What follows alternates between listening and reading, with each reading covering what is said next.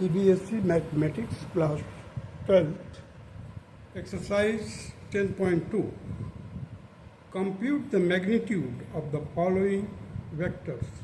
अब देखिए एक वेक्टर दिया हुआ है A, उसका x एक्सेस पर क्या है 1i cap plus y access पर 1j cap plus 1k cap.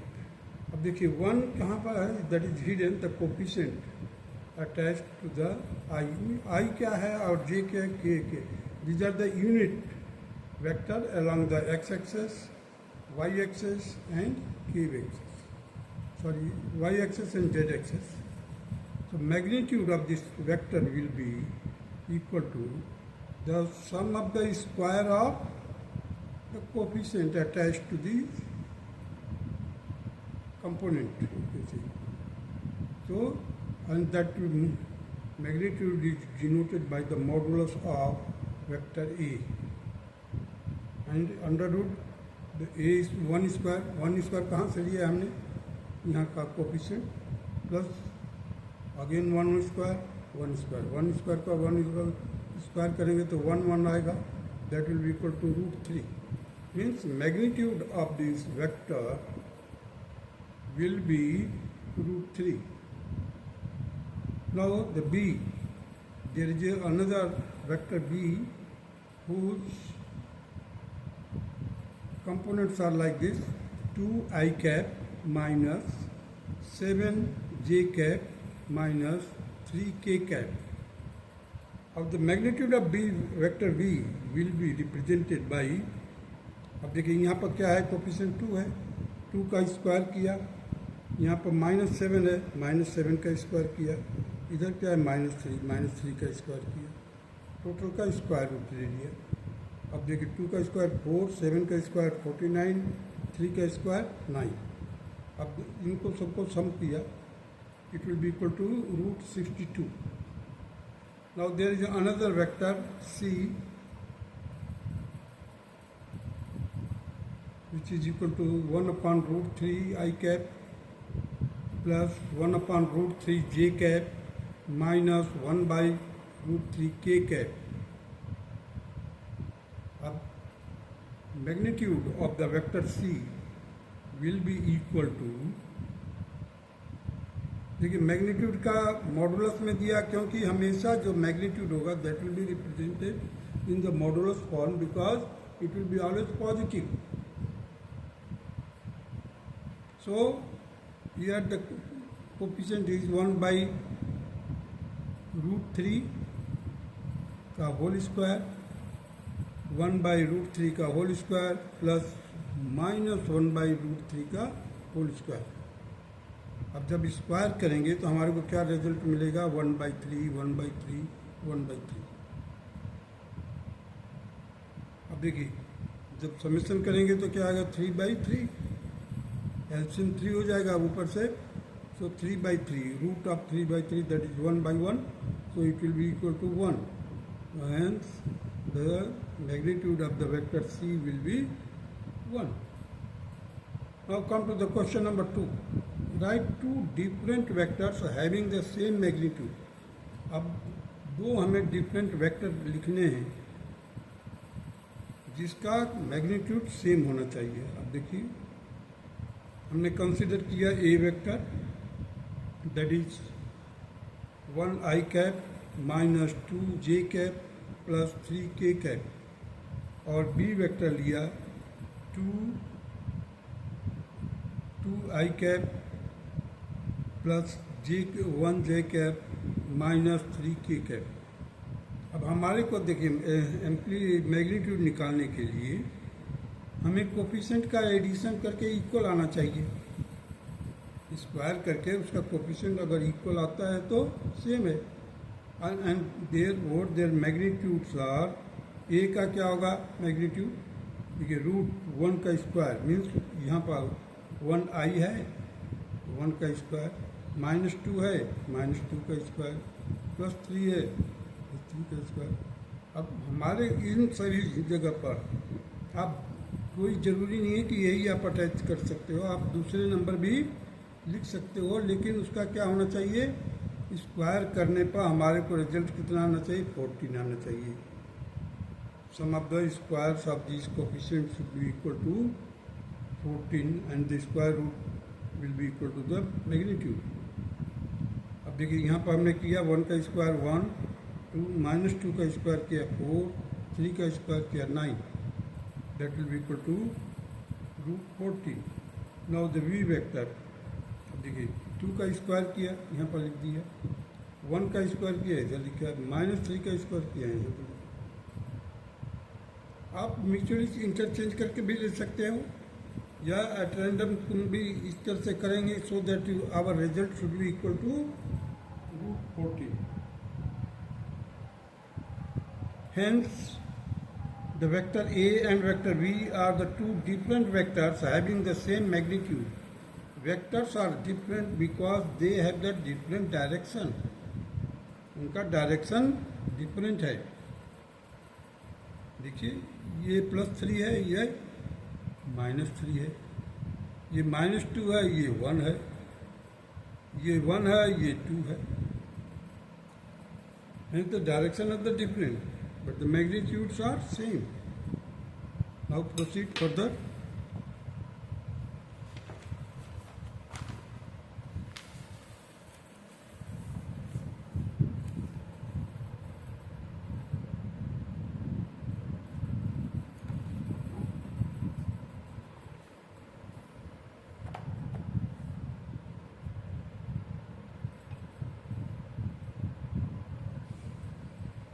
This is a question number 3. Write two different vectors having the same direction. Direction same होना चाहिए. Vectors having the same direction. Consider, let P, a vector P is there, whose components are I cap plus j cap plus k cap, and Q vector, that is 2I cap plus 2j cap plus 2k cap. The direction of cosine of A, P vectors are the given by, अब direction कैसे दिया जाएगा cosine पर, देखिए L by magnitude, L by magnitude जो हमने शुरू में किया था, तो L R, तो R है ये, R रिप्रेजेंटेड द मैग्नीट्यूड, तो 1 अपॉन, यहाँ पर 1 है, 1 1 1, तो 1 अपॉन मैग्नीट्यूड, क्या है इसका magnitude, root 1 square plus 1 square plus 1 square, that will be equal to 1 upon root 3। Similarly for m को वर्कआउट करने के लिए 1 upon 1 square plus 1 square plus 1 square, that will be equal to 1 upon root 3, and n that will be also equal to 1 upon 1 कहाँ से लिए आप देखिए, यहाँ पर जो कोफिशिएंट है वो 1 हो गया,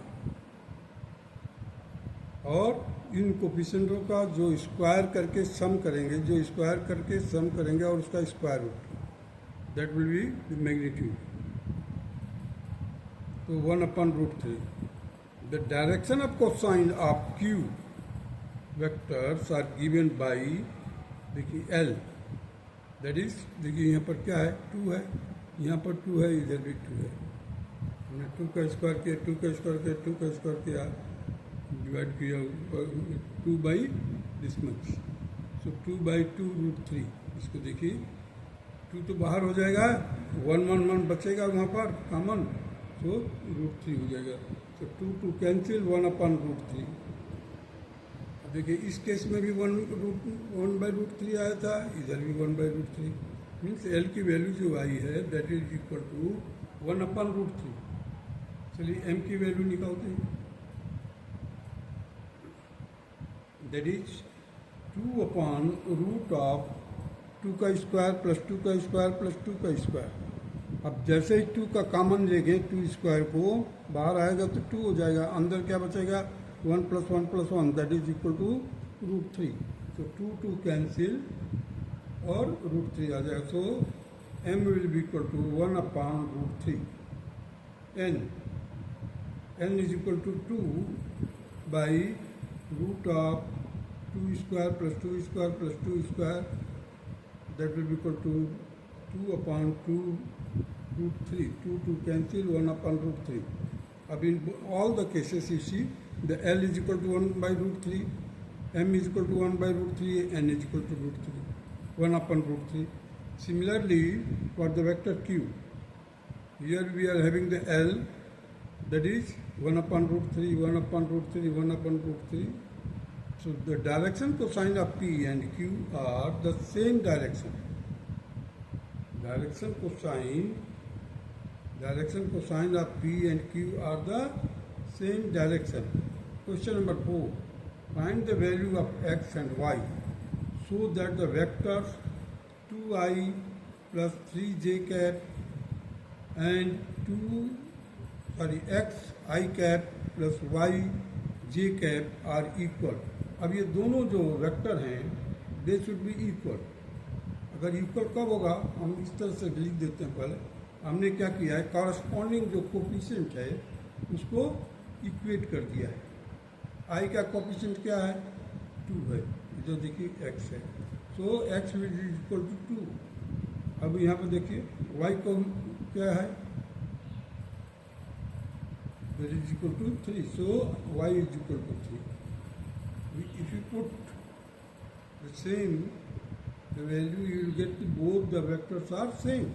In order to make the vectors equal, the corresponding coefficient attached to the I, j cap and k cap must be equal.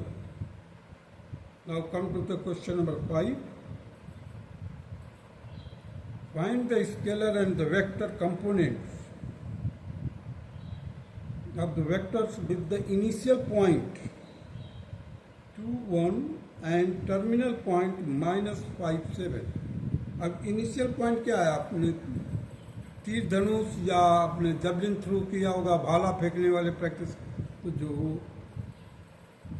तीर का निशान होता है किनारे वाला, that is known as the terminal point. और स्टार्टिंग में जहाँ से पकड़ कर तीर को फेंकते हैं, that is initial point.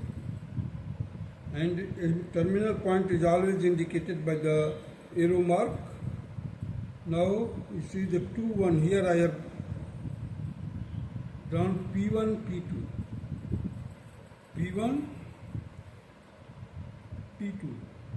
If you take this in the anti-clock direction, now see here from O to P1, P1 to P2, this will be the two vectors, and this vector OP will represent the resultant of these two vectors. Triangle के दो side को एक particular order में अगर है तो third side in opposite direction में लेने पर that will indicate the resultant of the two forces, two vectors you can say. So here इसी OP1 plus P1 P2 plus P1 P2. These are the two vectors which has been represented by OP1 and P1 P2. OP1 plus P1 P2 is equal to OP2. Here arrow mark should be there.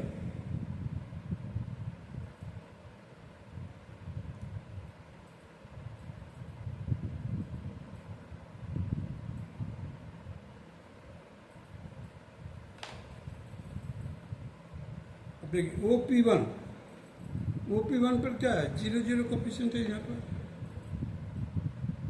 तो क्या है मैंने लिख दिया.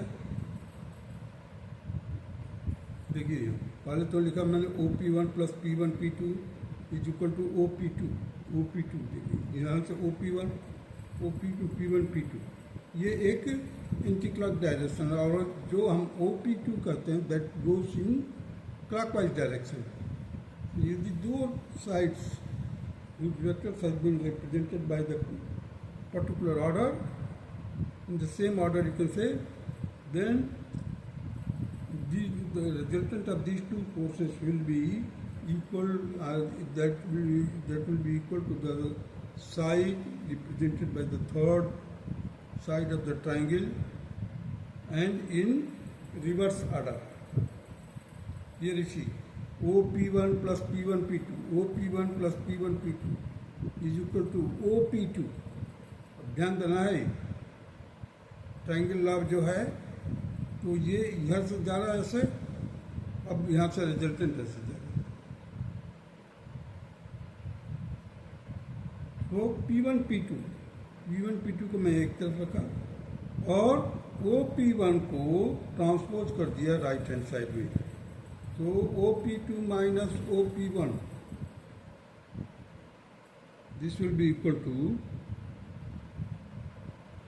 देखिए यहाँ पर -5 0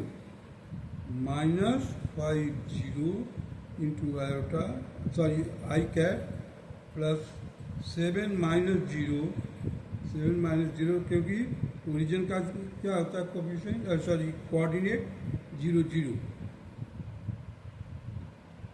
so -5 0 i cap plus 7 -0 j cap minus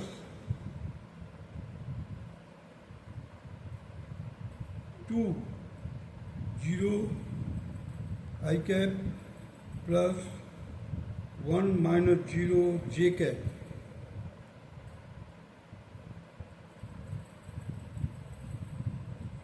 into 0। Sir ये ओरिजिन है,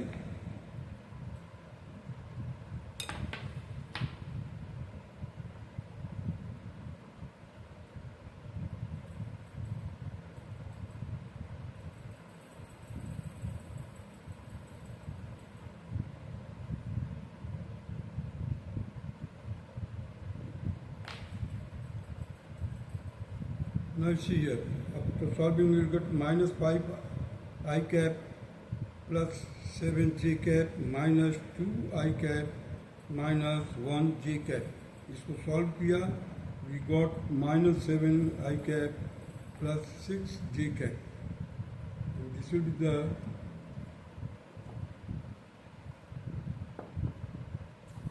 value of P1 P2 vector P1 P2। देखिए